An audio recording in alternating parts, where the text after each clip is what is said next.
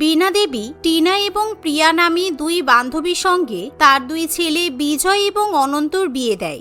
নতুন দুই বৌমা টিনা এবং প্রিয়া দুজনেই খুবই মডার্ন প্রকৃতির ছিল।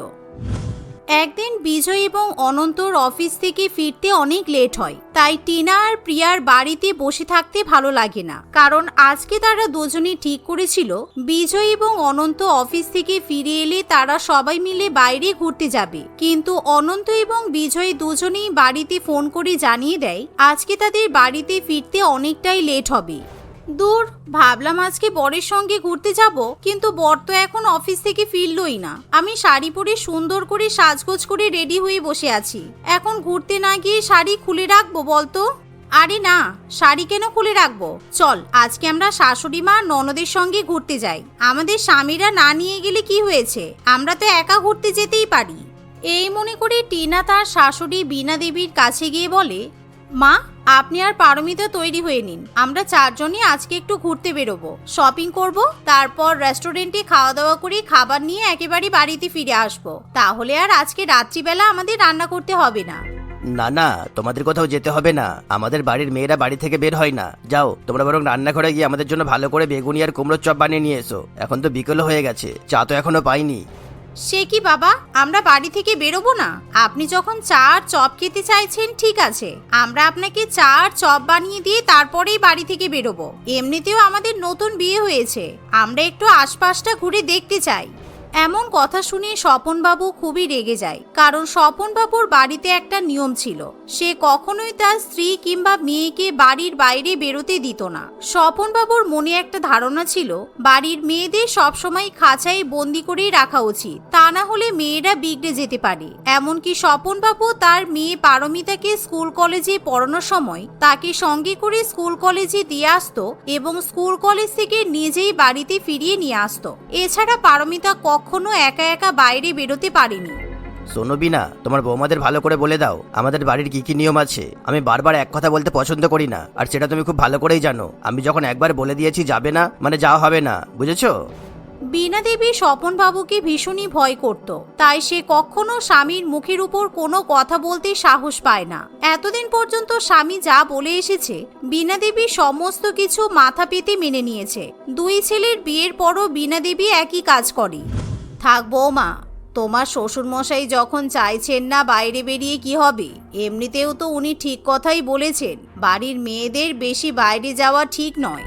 শাশুড়ি এমন কথা বললে টিনা এবং প্রিয়া রান্নাঘরে চলে যায়, কিন্তু তারা দুজনেই তাদের শ্বশুরমশাইয়ের উপর খুবই রেগে থাকে। টিনা এবং প্রিয়া দুজনেই খুবই মডার্ন প্রকৃতির মেয়ে ছিল, তাই বীণা দেবী এবং তার মেয়ে স্বপনবাবুর সব কথা মেনে নিলেও টিনা কিংবা প্রিয়া কেউই চুপ করে থাকার পাত্রী নয়। তারা দুজনেই তখনই বিজয় এবং অনন্তকে ফোন করে।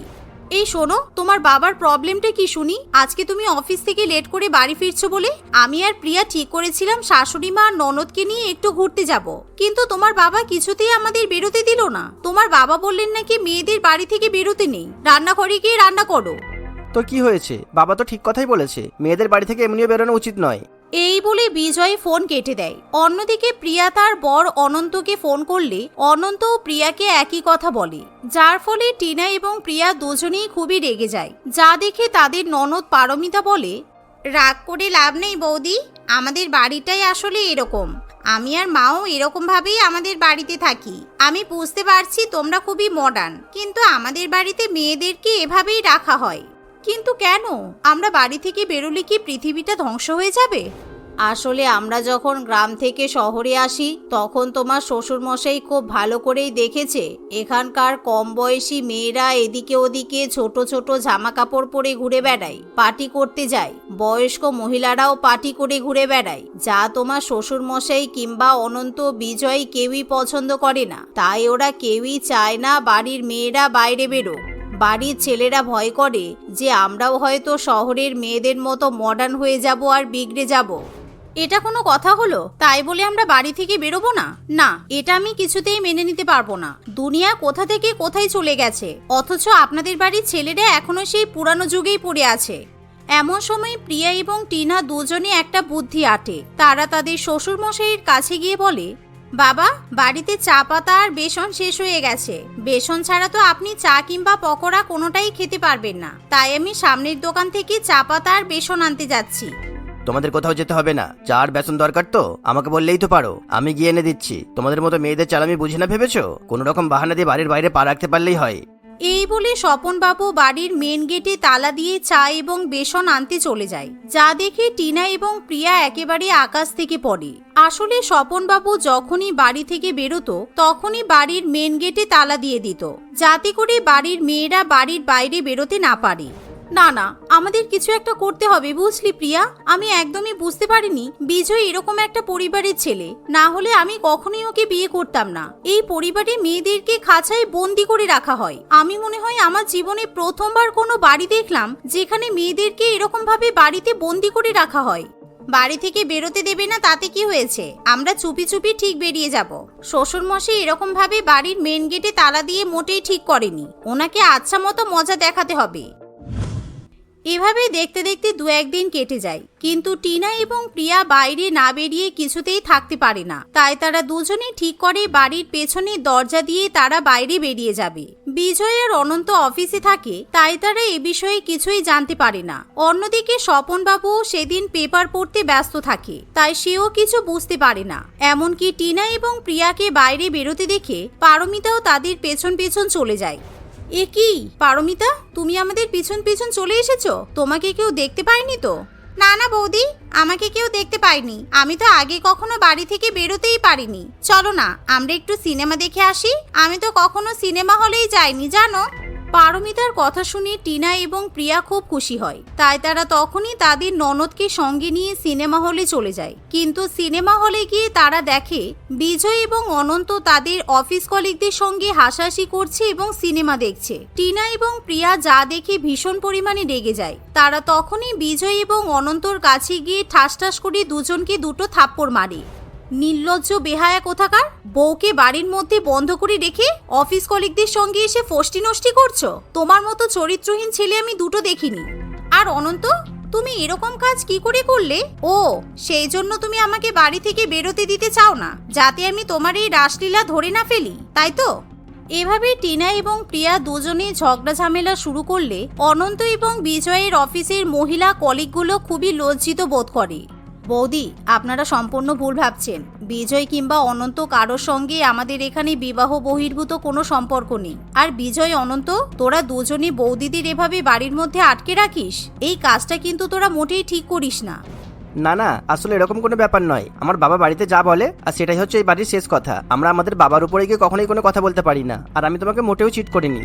হ্যাঁ প্রিয়া, আসলে বাবা যা বলে আমাদেরকে বাধ্য হয়ে তাই শুনতে হয়, আর সেই জন্য আমরাও বাবার কথাতে সাই দিয়েছিলাম। কিন্তু এখন আর আমরা এরকম কাজ করব না, তুমি যা বলবে তাই শুনবো। এভাবে সেদিন বিজয় এবং অনন্ত নিজের স্ত্রীদের হাতে মার খাওয়ার পর শুধরে যায়। তারা তখনই টিনা এবং প্রিয়ার কাছে ক্ষমা চায় এবং তাদেরকে বাড়িতে ফিরিয়ে নিয়ে যায়। কিন্তু তারা বাড়িতে ফিরে এসে দেখে স্বপনবাবু তার স্ত্রী বীণা দেবীকে ভীষণই বকাবকি করছে। কি ব্যাপার, তোমাকে সেই কতক্ষণ থেকে জিজ্ঞাসা করছি পারমিতা আর বৌমারা কোথায় গেছে? আমি তো তোমাকে বললাম ওরা তিনজনই ঘরে বসে লুডো খেলছে, তাহলে কেন বারবার তুমি একই কথা বলছো? বীণা দেবী এবং স্বপনবাবুর মধ্যে ঝগড়া হচ্ছে দেখে টিনা, প্রিয়া এবং পারমিতা আবার বাড়ির পেছনের দরজা দিয়ে বাড়িতে প্রবেশ করে। কি হয়েছে বাবা, আপনি এত চিৎকার চেঁচামেচি করছেন কেন? তোমরা এখানে? তাহলে আমি সেই এতক্ষণ ধরে তোমাদেরকে ডাকাডাকি করছি, তোমরা বাইরে বেরোচ্ছিলে না কেন? আমি আমার এক বন্ধু মারফত খবর পেয়েছি, ওরা নাকি তোমাদের তিনজনকে 30 মিনিট আগে রাস্তায় ঘুরতে দেখেছে। কে কি বললো আপনি বিশ্বাস করে নিলেন? একবারও নিজে যাচাই করে দেখলেন না যে আমরা আসলে বাড়িতে আছি নাকি বাইরে গেছি? প্রিয়ার মুখ থেকে এমন কথা শুনে স্বপনবাবু আর কিছু বলতে পারে না। আমার কি মনে হয় জানিস প্রিয়া, আমাদের শ্বশুর মশাইয়েরও নিশ্চয়ই কোনো কেচ্ছা আছে। ওই যে কথাই বলে না, চোরের মন সারাক্ষণ পুলিশ পুলিশ করে, শ্বশুর মশাইয়েরও মনে হয় এরকম কোনো ব্যাপার আছে। আমাদের শ্বশুর মশাইয়ের পিছু নিয়ে দেখা উচিত, শ্বশুর মশাইও বিজয় কিংবা অনন্তর মতো কোনো কেস গন্ডগোল করছে না তো। এবার তাহলে শাশুড়ি মাকেও সঙ্গে করে নিয়ে যাব, কারণ মাও তো অনেকদিন বাড়ির বাইরে বেরোতে পারেনি। এভাবেই দেখতে দেখতে সময় অতিবাহিত হতে থাকে। কিন্তু টিনা এবং প্রিয়া লক্ষ্য করে স্বপনবাবু অন্তত সপ্তাহে 4 দিন সন্ধ্যাবেলা কিংবা বিকালবেলা বাইরে বেরিয়ে যায়। বাড়ি থেকে বেরোনোর সময় সে অবশ্যই বাড়িতে তালা মেরে যায়, যাতে বাড়ির মেয়েরা কোনোভাবে বাইরে বেরোতে না পারে। কিন্তু টিনা বুদ্ধি করে আগেই তাদের বাড়ির তালার ডুপ্লিকেট চাবি তৈরি করে নিজের কাছে রেখে দেয়। তাই স্বপনবাবু সেদিন বেরিয়ে যাওয়ার পর টিনা এবং প্রিয়া সেই তালা খুলে শাশুড়ি মাকে সঙ্গে নিয়ে শ্বশুরমশাইয়ের পিছু করতে শুরু করে দেয়। কিছুক্ষণ পর তারা দেখে স্বপনবাবু একজন মাঝবয়সী মহিলার সঙ্গে দেখা করে হাসাহাসি করে এবং তার সঙ্গে বসে ফুচকা খায়। এ কি, বাবারও কি অন্য কোথাও সম্পর্ক আছে নাকি? এই মহিলাকে বাবা তো দেখছি এই মহিলার সঙ্গে হেসে হেসে কথা বলছে, অথচ আমাদের শাশুড়ি মায়ের সঙ্গে কখনো এত ভালো ব্যবহার করে না।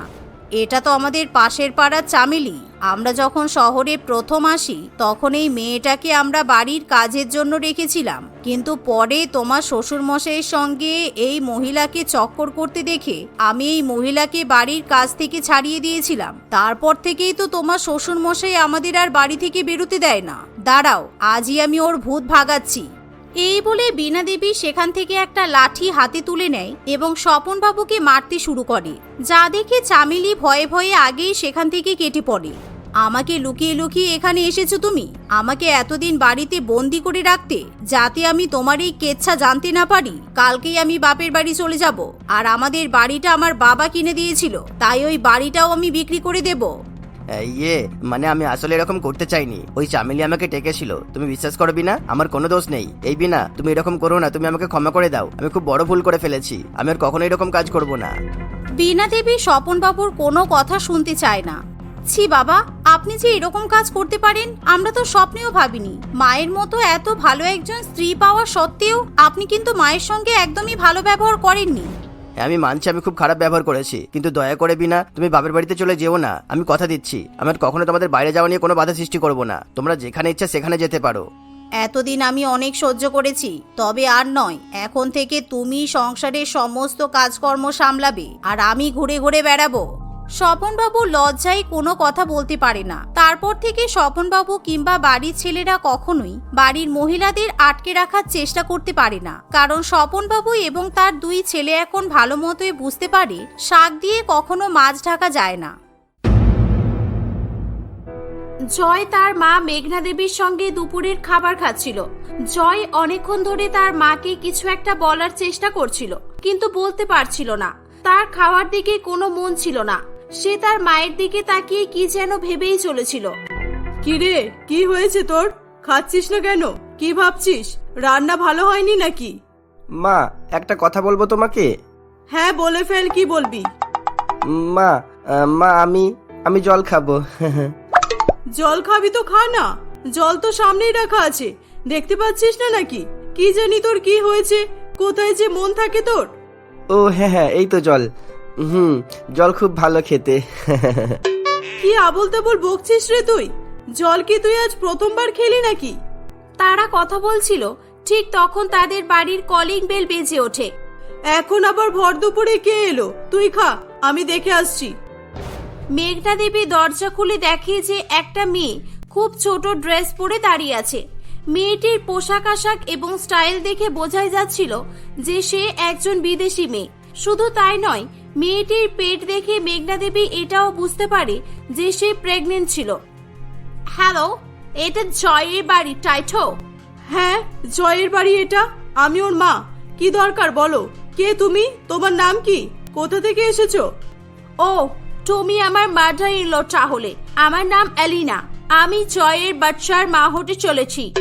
মেঘনা দেবী এলিনার কথা শুনে অবাক হয়ে যায়। কি আবল তাবল বকছো? আমার ছেলের এখনো বিয়ে হয়নি। তোমার কোনো ভুল হচ্ছে। আমার কোনো বৌমা নেই, আমার ছেলে অবিবাহিত। তুমি ভুল করে অন্য জয়ের বাড়িতে চলে এসেছো। যাও এবার এখান থেকে তুমি।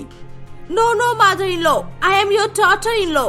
জয় is my husband, please listen to me. আমি আমেরিকা থেকে এসেছি। আমেরিকা থেকে? আমার ছেলে তো আমেরিকাতেই পড়াশোনা করতে গিয়েছিল। তার মানে তুমি জয়? জয়, এদিকে আয়, তাড়াতাড়ি আয় এদিকে।